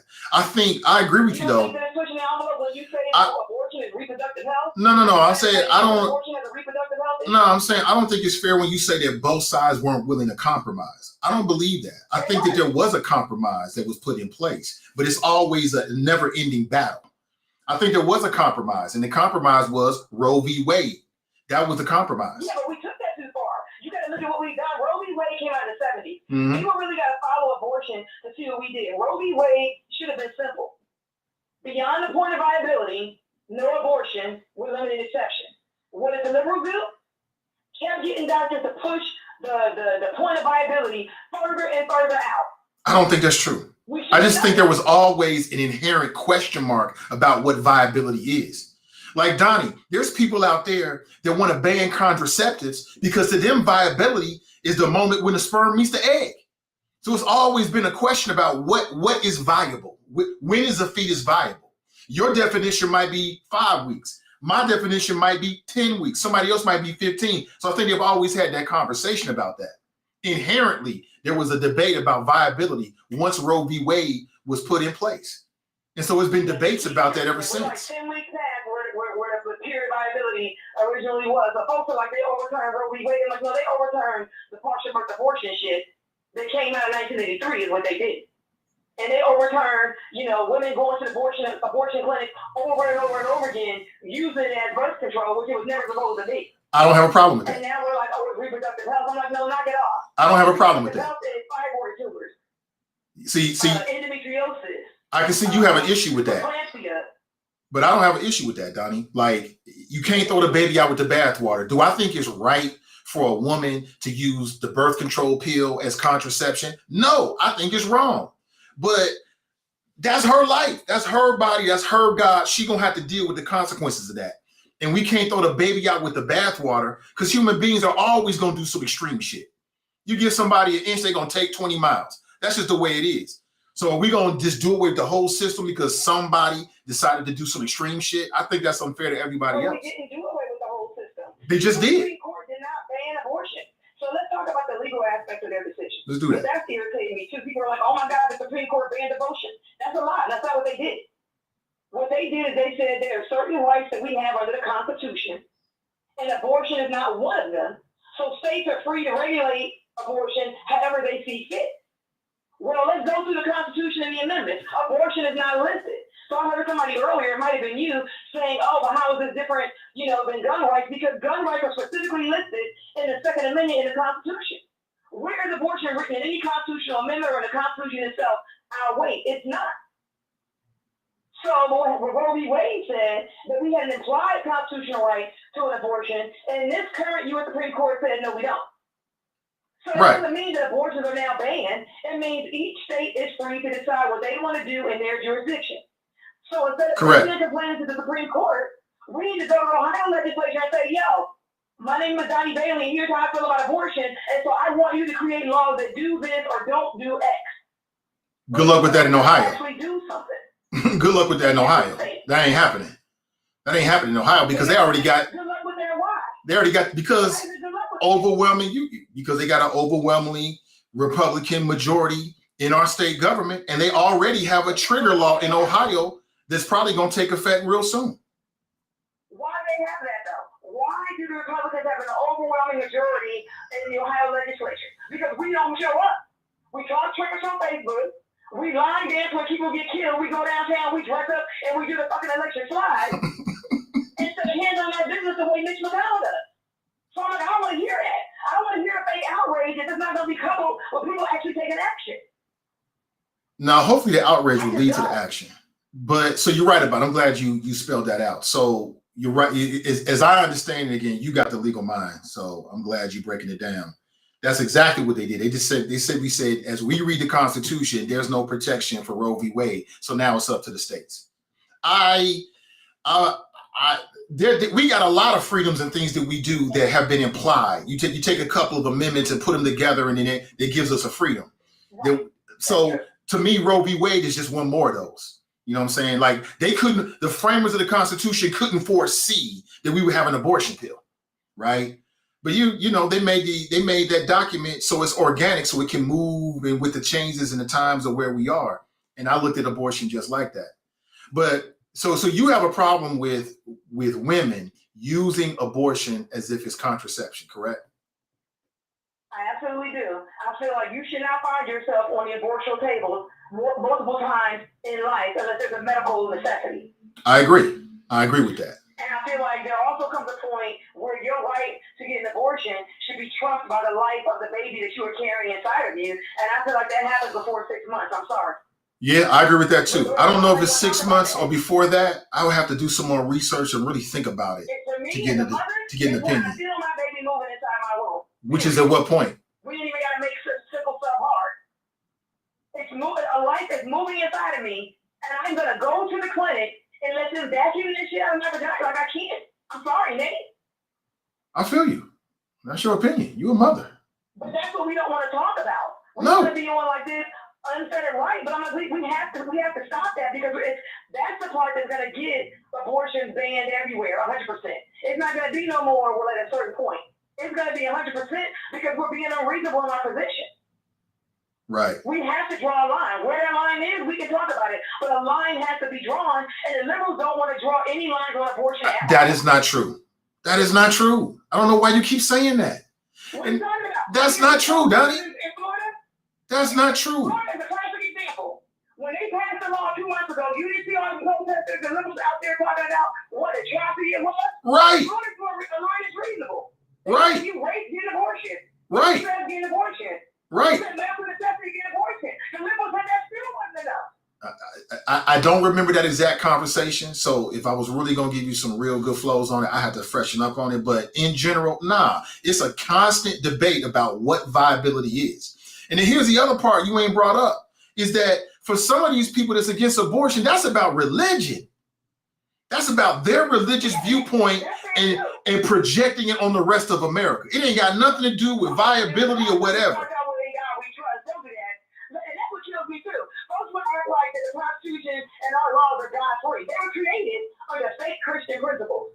They got God help us all through, but we want to separate church and state. There's literally a religion and free exercise clause in the Constitution. So let's not act like the people's religion doesn't play a role in everything that we do. You think if I become a judge tomorrow, yeah, but whose religion then? Aren't going to seep into my decision making? Yeah, but then it becomes about who's the gatekeeper, whose religion runs our government. Is it your viewpoint on religion? Because you can read the Bible and read a passage and interpret it one way. I can read the same passage and interpret it another way. So whose interpretation is supposed to be the rule of law? That's very, very dangerous.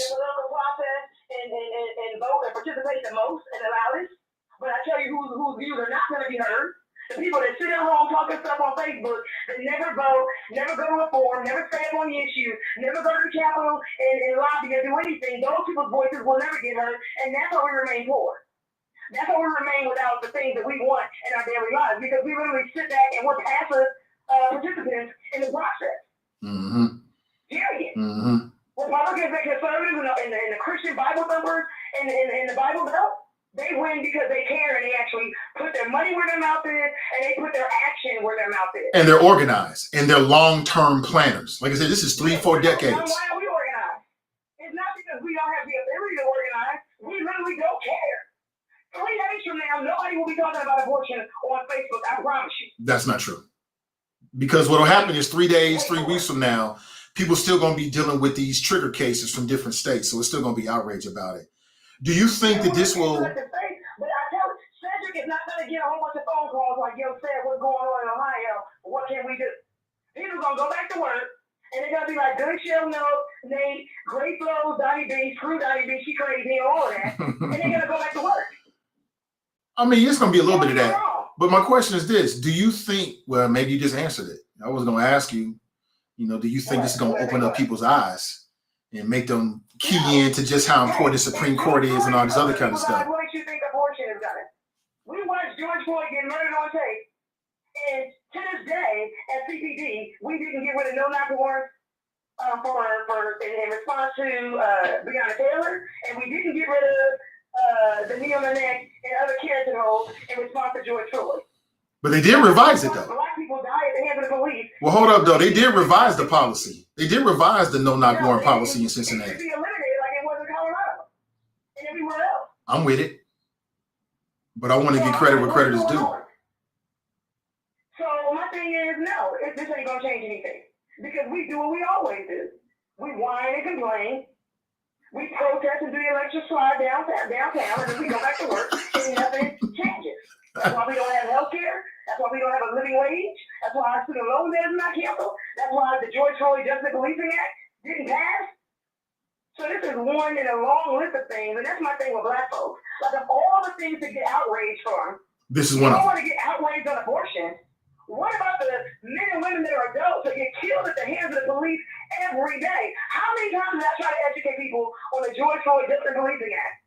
And how many people tuned in? How many people wrote Senator Sherrod Brown and Ron Portman like I requested? How many people got on a bus and went to D.C. and did anything to make sure that the George Floyd Justice Policing Act got passed? I'll wait. We don't do anything. So I get frustrated because I'm tired of fake outrage that goes to no action.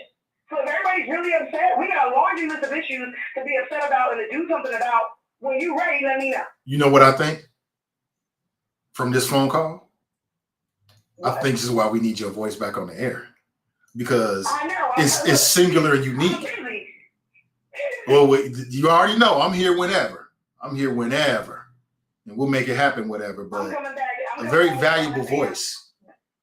But I think what upsets me in real talk, and then I'm gonna get off my soapbox, Now go ahead. is I do employment discrimination, and what hurts my heart is when people call me with real problems, and I really want to help them, but I gotta hang up and say I can't help them because the law is a certain way, and they're like, well, why is it this way, and what can we do? And I see us doing nothing, and I'm like, I became a lawyer for a reason. I almost quit, Nate. Because it's so hard to get justice, it's so hard to get fairness, because the laws are written a certain way, and I feel like we are asleep at the wheel. And I really wish everybody would wake up. So real talk, I'm passionate, but at the end of the day, for real, I think what the U.S. Supreme Court did has its problems, but if you really don't like it, and you really want to do something, we got to make a grassroots effort at the state level. And not only for abortion, but for all of this stuff, who's with me? If y'all really want to organize and you really want to facilitate change, I'm down. But I'm no longer willing to be out here doing forums, educating people, protesting, doing all this stuff with the same 10 people to go nowhere. If we're really upset today, my question for everybody is, what are we going to do? What are you prepared to do? But Donnie, don't get too cynical. Don't get too cynical because you know that education piece, that foreign piece. I understand what you're saying. I feel you. I've seen it. It should be so important. You go to the forum, it'd be a handful of people. They're the same handful of people, but we got to keep that energy up. It's necessary to keep doing that because it's going to reach the right people. What is it going to take, Nate? Like I'm really asking. Real talk. Like, what do you think it's going to take? It's going to take. People decide. You know what? It's going to take end of the world / apocalyptic, like my life is really going to be changed type shit for a lot of people to wake up. And they might not be reachable, but it don't mean we got to stop trying to stop trying to create allies and partnerships and work with the people who are woke, so to speak, who are willing. Just focus on them. Because some of our folks is just sleep. It is what it is. We can't wake them up no matter what. I ain't focused on them people. Well, I feel like that's what we need because we're outnumbered. So I feel like in order to beat the Republicans and the conservatives and a lot of their stuff, we need more numbers. As long as it's just a handful, it's ineffective. Mm-hmm. It just is. Like I'm looking at the people outside the Supreme Court protesting now, and I'm like, that's a meaningless act. It makes you feel good for the 3 hours that you're downtown DC, protesting under stuff, but it literally does nothing. The decision's been made. The justices have a lifetime appointment. You can't undo it. Where were you when black women were voting for Hillary Clinton over Trump and white women told me that I was wrong? But now you're at the Capitol upset about Roe v. Wade being overturned, but I told you 8 years ago that this shit, I'm wrong. But it was white women that voted for Trump. The black women came out in droves to support Hillary Clinton against Trump. And it was the white women that voted for Trump, talking about Christian values. And now those same white women on the courthouse steps today talking about this is an atrocity. Is it? Because he told you when he was running that he was anti-abortion. A lot of these women was, When he was running that he was yeah. A lot of these women that voted for him were anti-abortion. It was anti-abortion. They got what they wanted. Period. They got what they wanted. The anti-abortion movement was that part of that. That was one of his main pillars, along with the white supremacists and the Proud Boys. That was one of his main pillars. They wanted But this. I'll never forget. I was asked to speak at the Ohio Women's Bar Association when Trump and Hillary Clinton were running against each other, and it was the day after the election. So I just knew, like, Hillary's going to win this. There's no way that our country would ever let Trump be president.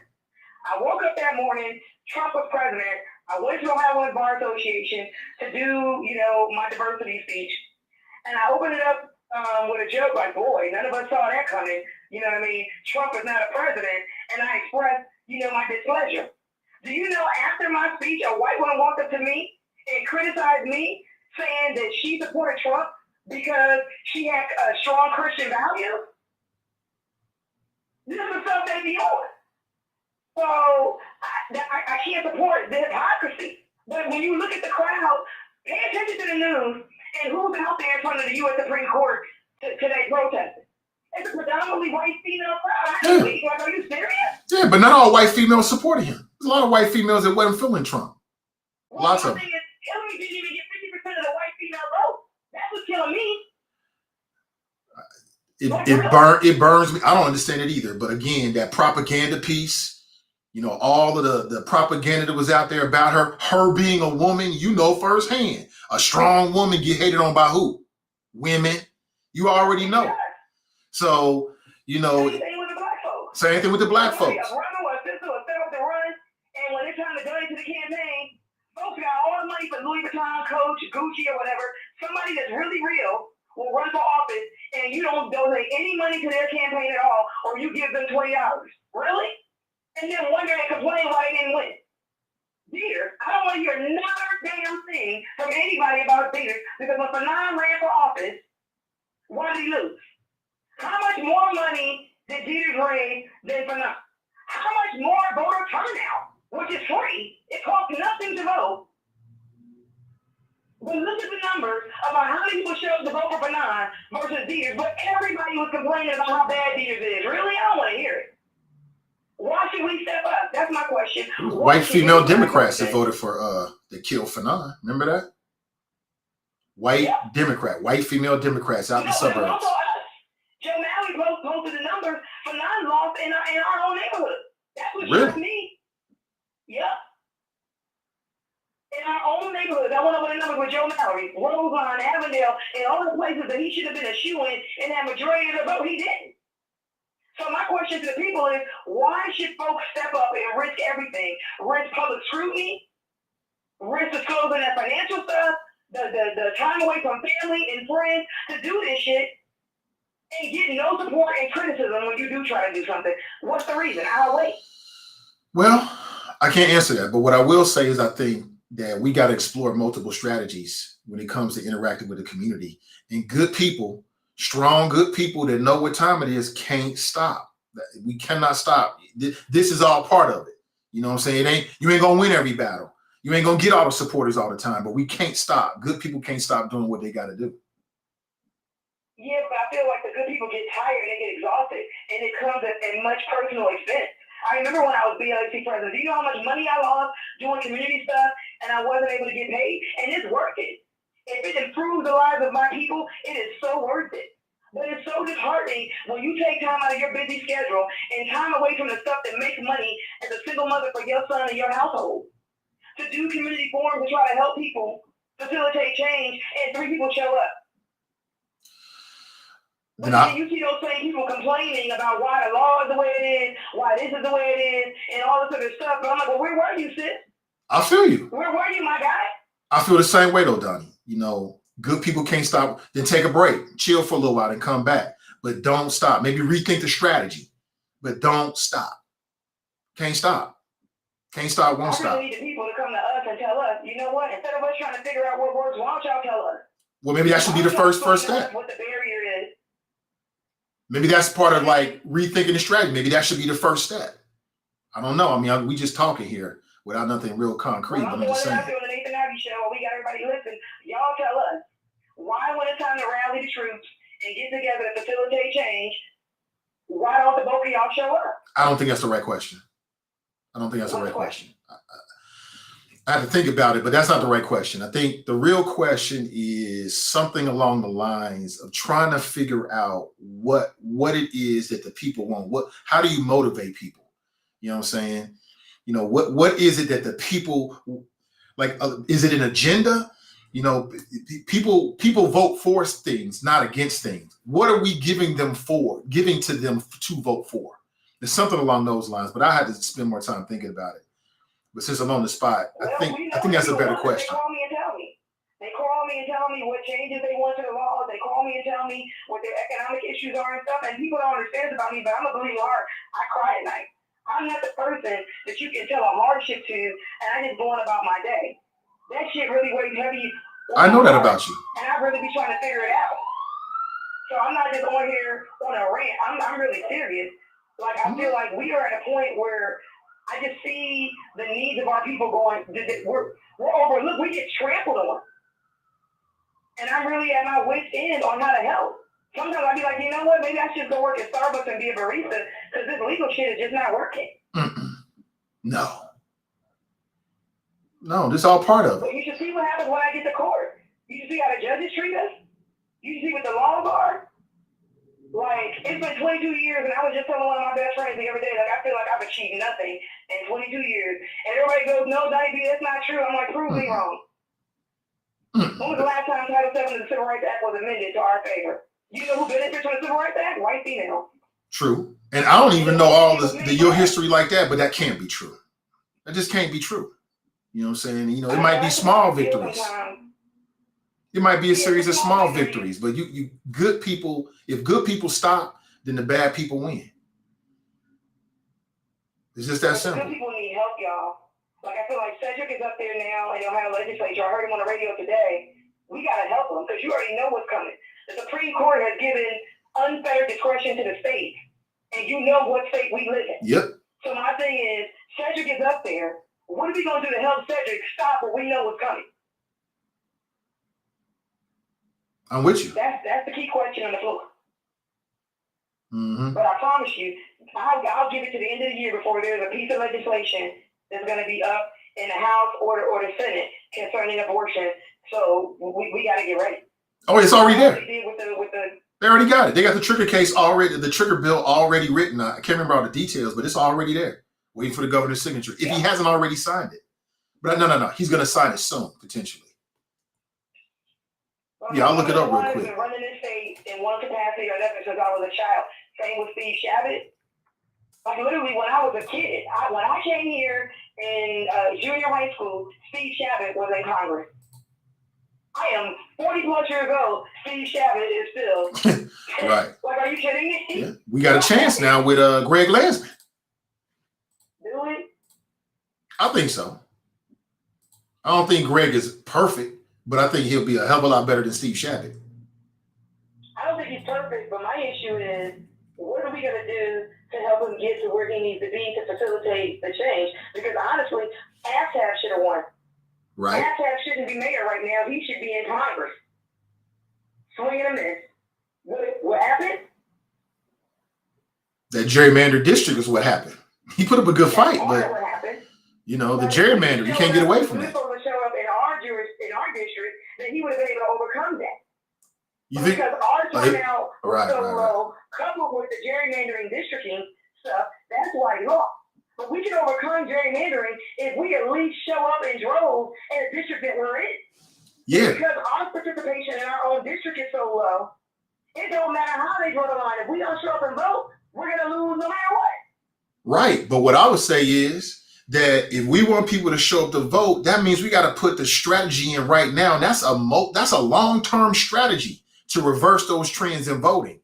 We got to put that plan in place today and carry it out over the next few years. Well, let's get to work. We all talk politics on your show every day. I challenge everybody, let's get to work. And if y'all ready to get to work, I'll show up anywhere and give it everything I've got. But I will not do it alone anymore. So there's the call. And they said we gotta, put a plan in place. Let's meet, strategize, get a plan in place, and stop talking about it and let's be about it. And I'm open to anybody's ideas, and I'm open to help anybody that want to do it, be it forefront, back front, side front. I'm with it, but I'm no longer willing to be solo dolo. But if y'all ready, I'm ready. Y'all give it y'all all, I'll give it my all plus some. But we all got to start doing this together, and it's got to translate from the show into action. It's got to translate from Facebook and outrage and commentary to action. Let's get it. That's all I got. Thanks for letting me call in. All right, Donnie. And get this off my chest. Absolutely, for sure. See, that's why we need Donnie B back. I'm pressing, y'all. I'm pressing, but she's a busy professional, and she got shit she got to do. I get it, but I'll say it again. I thought that hers was a unique voice in this market, and a very well needed voice. Very well needed voice. But let me put this up here. So we talking about it. Here it is. Ohio abortion bans on the way following death row. We talked about this a couple weeks, maybe a month ago. You know what I'm saying? The Republican Party's all in sync together. They understood what was happening with Roe v. Wade. See, we had people that kind of misdiagnosed. That leak that came out, I think it was dropped. He was trying to make it seem like, oh, it was a Democrat that released that because they're trying to energize. But perhaps it was a Republican who released it to send the bat signal out to these majority state legislatures to get your trigger bans in place, because we about to make a move, y'all. Could have been that. But let me go back to the phones. Good afternoon and welcome. Hey, what's happening, Nate? This is Brian. Hey, what up, Brian? Good afternoon to you. Hey, yeah, it usually is the morning. Yeah, it is. Well, I want to say a couple of things, but I just want to start by just making it clear, and I'm not just talking out of the air and just drop a few credentials. So, I'm just not Joe from the street talking out of his mouth. I was involved as one of the organizers on a national basis of the fight for choice that happened back in the 90s when Operation Rescue physically attacked clinics. I was one of those organizers here in Cincinnati and nationally who went around organizing to actually physically protect the clinics. And you better believe that it was physical. So that's one thing that I just wanted to stress. I'm not just saying this. I'm not one of the people that Donnie's referring to who's not doing something. The other part of this is too that I was involved in a small piece, a small little grain of sand in the South African Revolution when it took place. And that's important for what I'm about to say. Because people who get active and get passionate about something always pose this question: what can we do? Why don't so many people come out? Because it gets really frustrating. And I've been doing this since I was 17, well, really 16, and I'm 48. So I understand, maybe more than some people who complain about this. You cannot affect, as an individual, mass consciousness. You can't affect it in a substantial way. People's consciousness on a mass level, I don't mean like individuals, I don't mean tens and twenties. I mean tens of thousands, hundreds of thousands, and millions. We don't have a say. Just being right, just presenting the facts, just being resilient, those things in and of themselves don't change mass consciousness. And we don't get to pick the moment that's the last straw. We don't get to pick those moments. In the police brutality fight, it's not that one attack was more egregious or more brutal or more bloody than another. That wasn't necessarily the thing that spurred into action. Like what happened to George Floyd was terrible, but it wasn't any more horrid than what happened to other people who were killed. It's a whole bunch of random things that come together and create a situation where, bam, all of a sudden, yesterday, it was thousands of people, and today, now it's millions. We don't get to affect that. So that's the first thing. So understanding that puts you in a better situation if you can consider yourself a citizen of time, not the moment.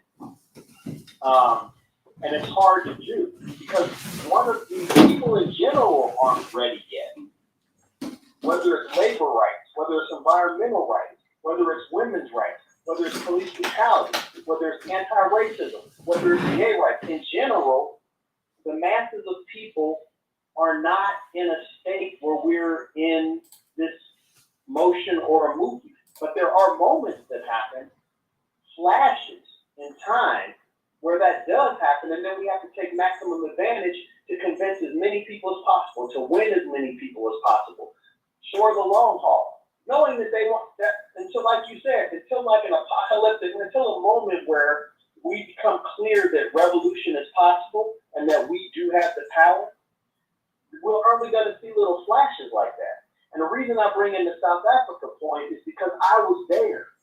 I was literally there where the day before I would be talking to somebody in Natal about the possibility of ending apartheid. And they would say apartheid will always be here. Racism in this form, government will always be here. We will never, be treated as equal. It's just that way. That same person, literally days later, after this change in mass consciousness, where people see a road forward, they see the ability that they can affect. They see their own self-worth for the first time sometimes. And they see their place as a soldier in history for the first time. In that moment, people change on a level that's even deeper than us. In some ways, people like Donnie, people like me, other people I know, we're the custodians. We're not the people who are going to make the massive change. We're the custodians of a history of struggle. We try to keep it as polished and as clear and precise as possible so that when millions step into action, we can hand it to our brothers and sisters to make a move.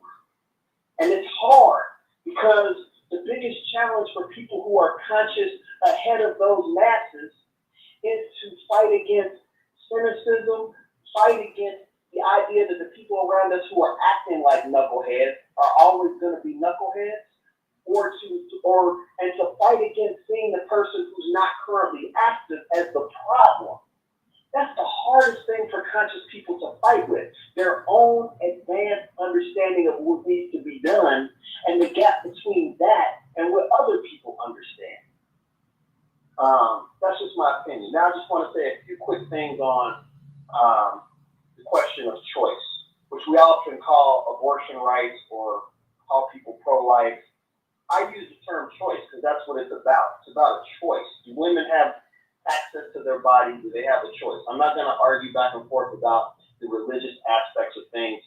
I think as soon as you get into religion and morality, when you're talking about choice, is where you lose. Because like you said, Nathan, it's all based on who decides that.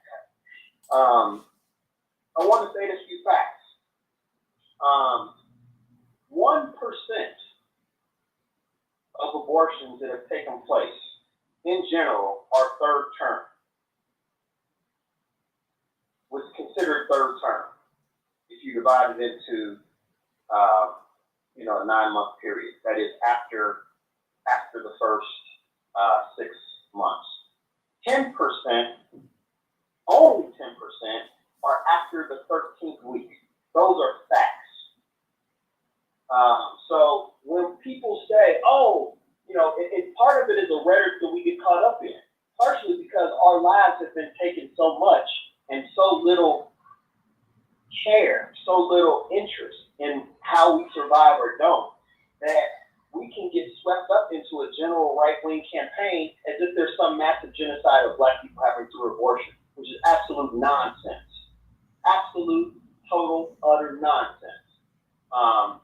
What is much more dangerous to Black folks is the idea of our bodies being controlled like chattel and not being able to produce or not produce how we want. That's much more dangerous. And it's not an accident of why right-wingers tend to have this position and why people who are not right-wingers who have this position often end up under the same tent with right-wingers. It's not an accident. It's our cultural conservatism on certain levels and religious conservatism that feeds in. Because what other metric would decide when a thing that can't survive on its own is alive other than a religion is telling you so, even if it's so deeply ingrained you don't recognize it? All right, a couple other quick facts because I don't want to get rhetorical. From 2011 to 2019, there were 483 restrictions in the United States on abortion rights, the right to choose. So Donnie's saying that people kept pressing, go deeper and deeper and deeper. The opposite is the historical case. Since Roe v. Wade was passed, there has been a continuous attempt to erode the idea that a woman has any right to choose on any level. And I'm not saying everyone who is so-called pro-life. Everybody who's anti-choice isn't the same in the degree to which they support that, just like every single person who's pro-choice isn't to the same degree. So let's stop trying to take an extreme example one way or another and make that the case.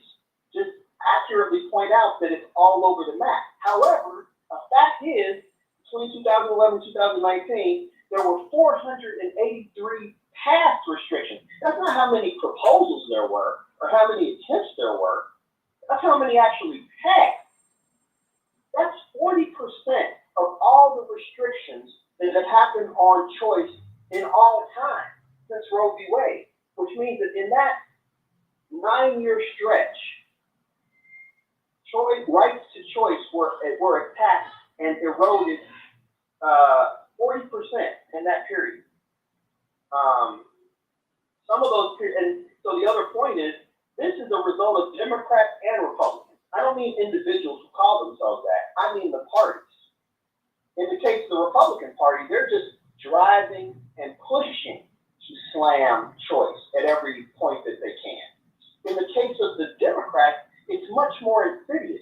What they do is they give concessions on pieces of it. No, it can't be 40 days or 40, they keep, conceding on piece and piece and piece, giving more and more wind in the sails of the anti-choice people that led to enough wind in their sails to decide they would go directly after Roe v. Wade.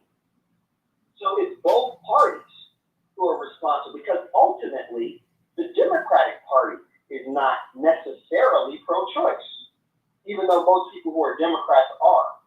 But the party itself has wavered on this all along, on one level or another.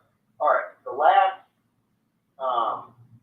thing that I wanted to say is about what this means, because the question of, there's a history of when things get quote unquote left to the states to decide.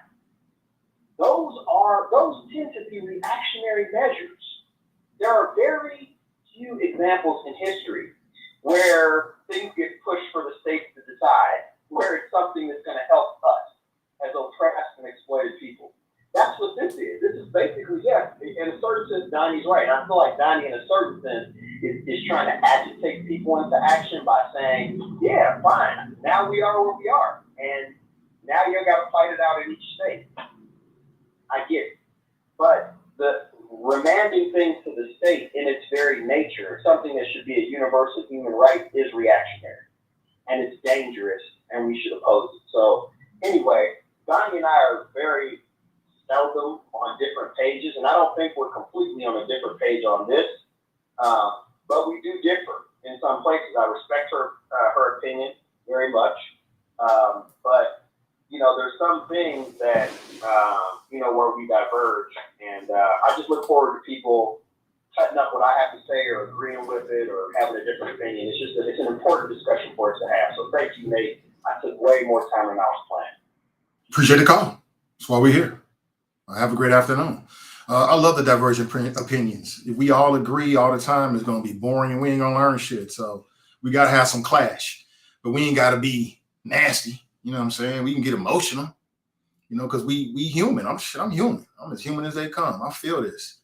I don't know if this is going to impact my daughter. I don't know if it's going to impact my sisters or somebody else I know in my life.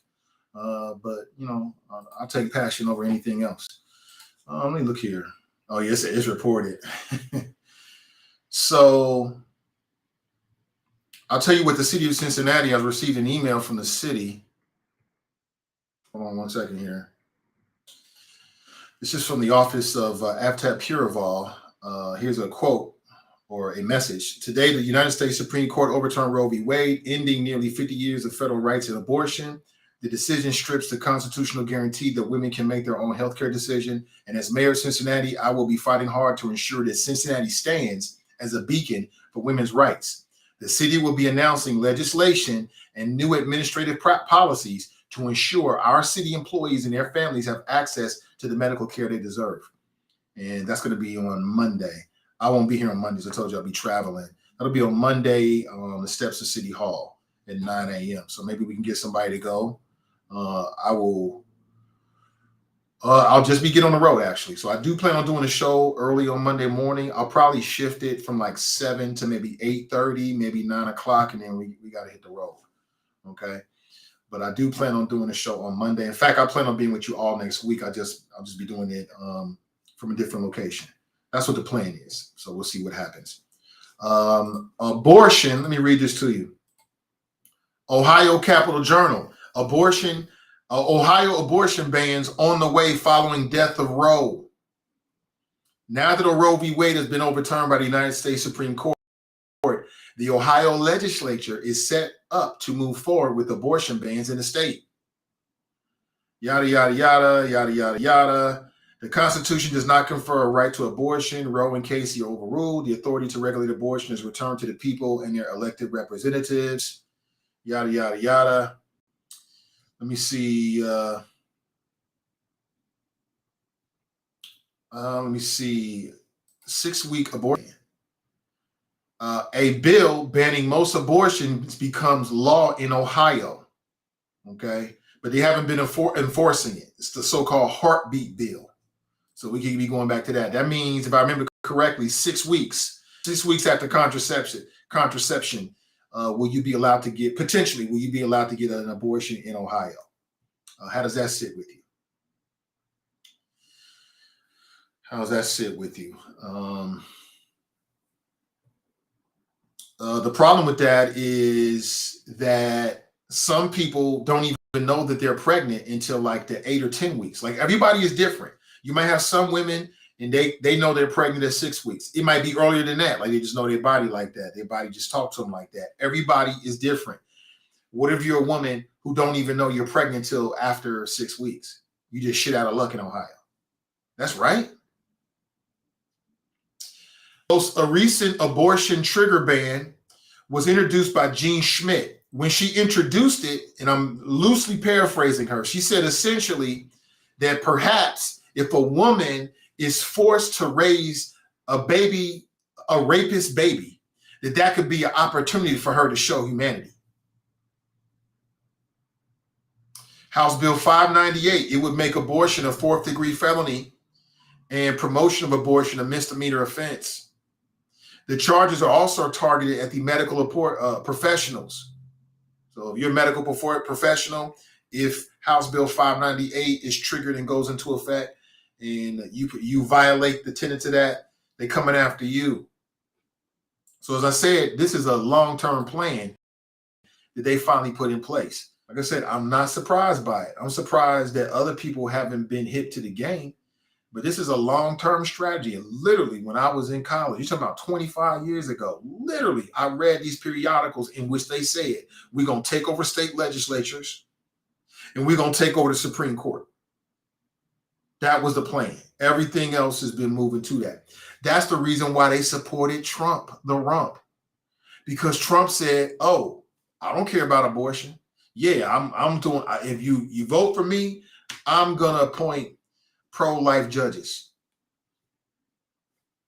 That's why they rode with him.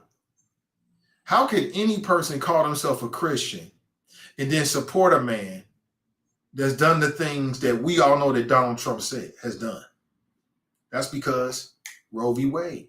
He cares about the babies. Sure he does. Sure he does.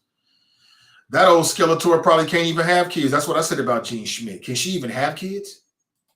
Come on, yo. You get all these white men making decisions about women's bodies. They can't even have children. Some of these folks ain't even having sex. They ain't even having sex. Kamar writes, it's the beginning of a bad thing, potentially. Donnie writes, yeah, 6 weeks is a little too early. I like Florida's law. But see, that's what we was talking about. See, they saying 6 weeks in Ohio, heartbeat bill. That's wrong. It's wrong because there's some women who don't even know they're pregnant, but they don't care about that because 6 weeks fits into their worldview and their religious view. And that's what they did. I was talking with somebody who, is really into Democrat politics. And I was asking this person, who's got an eye for what's happening in Ohio? Like, what would it take to revert? He's talking about 20 years. This man told me, you're talking about 15, 20, 25 years, Nate. 15, 20, 25 years. This is a red state. We're not purple. We're certainly not blue. There's pockets of blue here and there. Cincinnati, some other areas around the state. But this is a red state. The Republicans run it. Whatever's going to be done has to start today. Or what I would imagine is that there's probably people already in that space that need more help. So that'd be the first step. First step for me would be, is there anybody in this space in the state of Ohio is trying to work to a better tomorrow? And get with them and work with them. Bolster their numbers rather than trying to start a whole new thing. But if you find there's nobody there or somebody's there and they're not really amenable to be working with or whatever, then start your own thing. It is what it is. Hold on, let me look at the news one more time. Yeah, people are saying that gay marriage is threatened. Yeah, gay marriage is threatened. Yeah, it is. Affirmative actions in college admissions is threatened. All that's under review. Contraceptive, access to contraceptives could be under attack if you believe Supreme Court Justice Clarence Thomas. Proving again that he is not a friend to Black people. Okay, he is not a friend to Black women.